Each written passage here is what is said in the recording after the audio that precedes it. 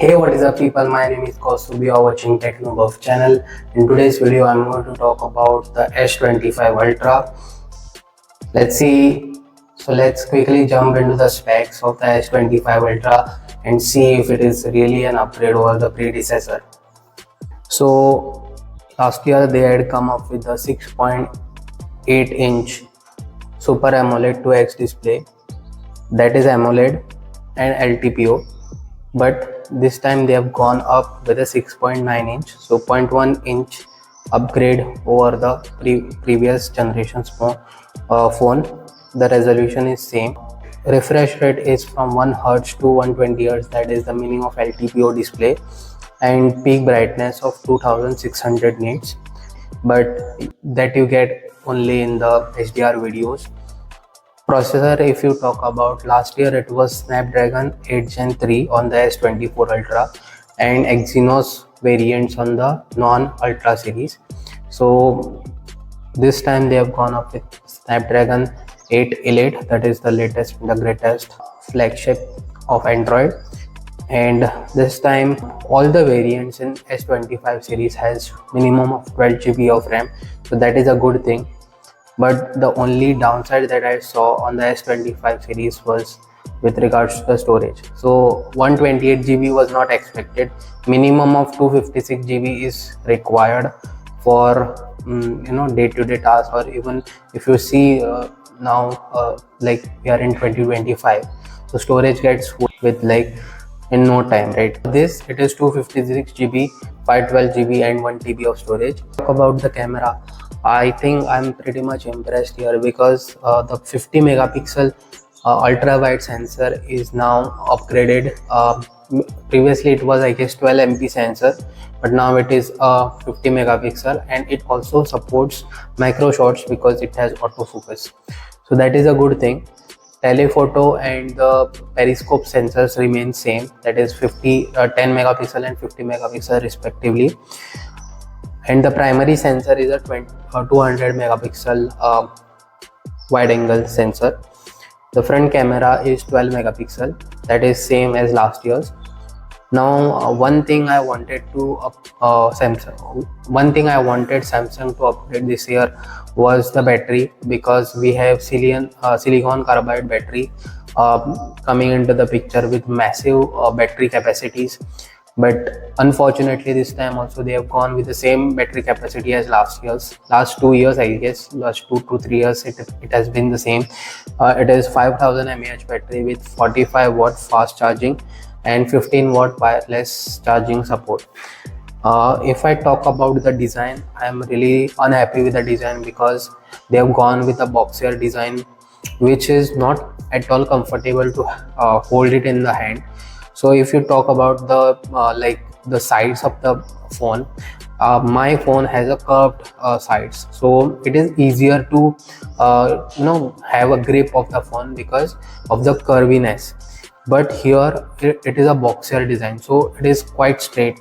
So when you hold your phone inside in your hand, that time it feels a bit comfortable on the edges. Also it pains a little bit and you can't hold the phone for a long time. Of course you have to get used to it to take that feel. If I talk about the software, here is where Samsung S25 Ultra has stepped up. When it comes to software, One UI 7 is coming out of the box, and also you get 7 years of major upgrades as well as major updates, as well as the security patches. So that is a very good thing. But I think when you give 7 years of updates, then you also need to make sure that the cameras are working same way as the start of the year when it is launched. Not that after 2-3 years it is downgraded so that you upgrade to their latest flagship. That is where that is what most companies do nowadays, but I really don't like it. And if I talk about the good things about the AI that Samsung has implemented, those are now bar and noise cancellation feature in the video, that you can do it natively inside the video editor app. So you can remove all the background noises, you can remove wind noise, and you can just get the pure audio out of the recording. So that is very good functionality that Samsung has provided. But the only thing that I didn't like about the Samsung that they had promoted was the Now Brief. It was just ridiculous, my opinion. I'm a big Samsung fan, but I see the things as it is, not like कुछ भी promote कर दो तो मैं appreciate कर दूंगा. So that was the overall specifications of Samsung S25 Ultra. I think they could have upgraded the battery, and they could have also given a much better charging, and also the back cameras could have been upgraded. Also, it comes down to how they have optimized the images and all. Seeing so far the reviews of the tech YouTubers, they look really good. They are very close to natural now, and social media ready as well. So you get a log mode in the video department. That is really nice, because I want to shoot log on a phone. That is, I have not done yet. That came up with Vivo X200 Pro, and also it has I think in iPhone also there is this feature of log mode, and now Samsung S25 Ultra also has this. So yeah, that was a quick initial impression. Whether you should buy it or no is completely your decision, but I would say that Samsung S25 Ultra is not that serious upgrade over the predecessor. So if you now purchase the S24 Ultra as well, you won't be at a loss, because Samsung S24 Ultra will also get these features of One UI 7. Only thing is that ultra wide and bit of a I guess the design that you might miss. Also in the design department, I felt that the rings, camera rings, looks very like budget design kind of. This design you get with the Samsung M series, A series as well, and the same camera design you given to the flagship series.